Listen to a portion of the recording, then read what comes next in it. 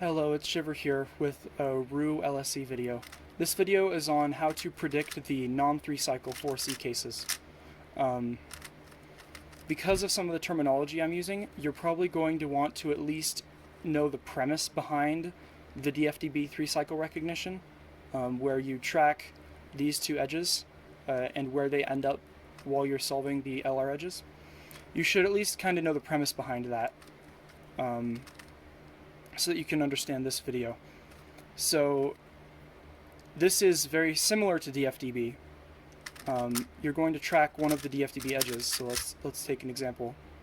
You're going to track one of the DFDB edges, which let's say we take this one for example, and then based on which of the top centers it's oriented with, I can tell you exactly.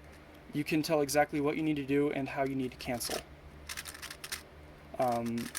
Compared to if you've seen Keon's video on these cases, he basically just he shows you them from an M2 away, and then he tries to explain it from like the different inserts, like this insert or this insert, any other insert, and it stops making sense. But this recognition method with with tracking one or both of the DFDB edges is a little bit easier.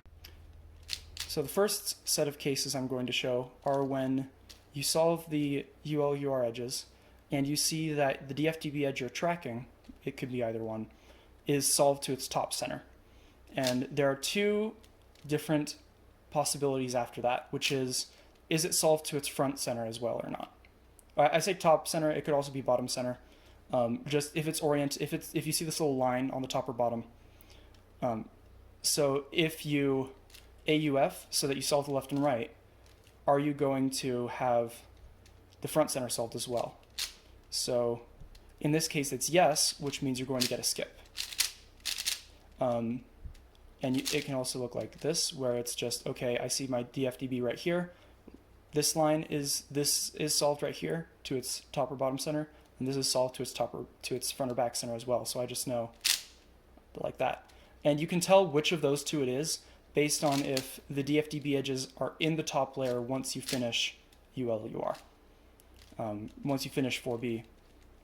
If they're still in the top layer after UL-UR, then it's an M2 to solve the case, and if not, then it's just a regular old skip, just like that.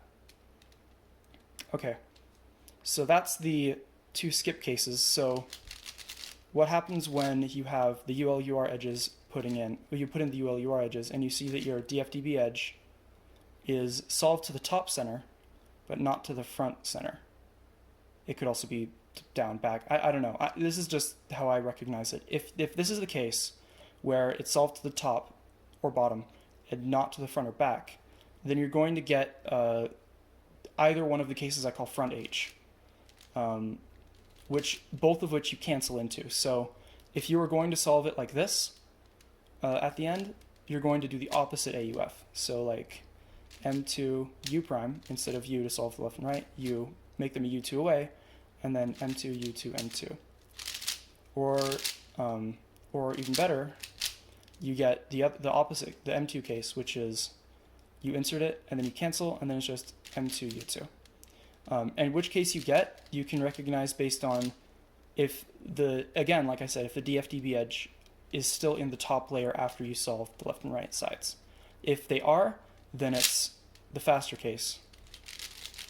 If not, then it's the slower. If they go into the bottom during the insert, then it's M2 U2 M2 instead of M2 U2. All right, so now I'm going to show you the last of the cases, which are when you're tracking your DFDB edge and it doesn't match with its center. So you don't have like a little line right here, or like right here, doesn't match the top center. If it doesn't do that, the first thing you do is check one of these edges. If it's solved to its corners, like you get this bar right here on either side, then you have to dots cancel. Because if you do this, you're going to get dots. You're not going to get this. You're going to get this.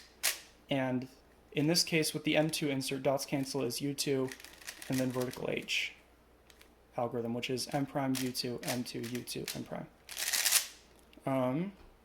So then if you're not going to do that, if you don't get a solved bar on the sides, which become the front, then what you do instead is, as you're inserting these edges, what you're going to do is instead of it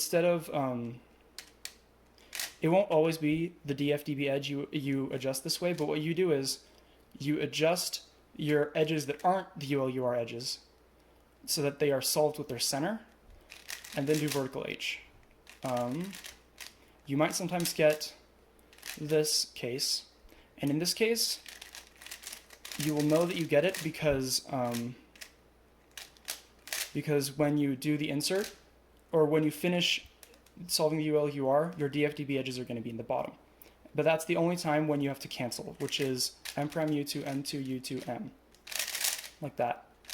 And now you can still get this case, but to make it a little bit faster, we're not going to recognize that. What we're going to do instead is exactly the same thing we did for the vertical H cases, which are we insert, we see, okay, top isn't solved, so then we pair up these two edges that aren't the UR edges with their center, and then do vertical H. And then we just do a U2 at the end. So it'll look something like this. So I see, okay, I see this, it's not going to match with its center, and then I'm just going to match the edges with their center, do vertical H, and then M2, or U2. And that is all of the non-3 cycle cases. I haven't really done any of these in speed solves, so I don't know exactly how effective they are, but they seem to be pretty fast. Anyways, thank you for watching the rant, and I hope you had a good day.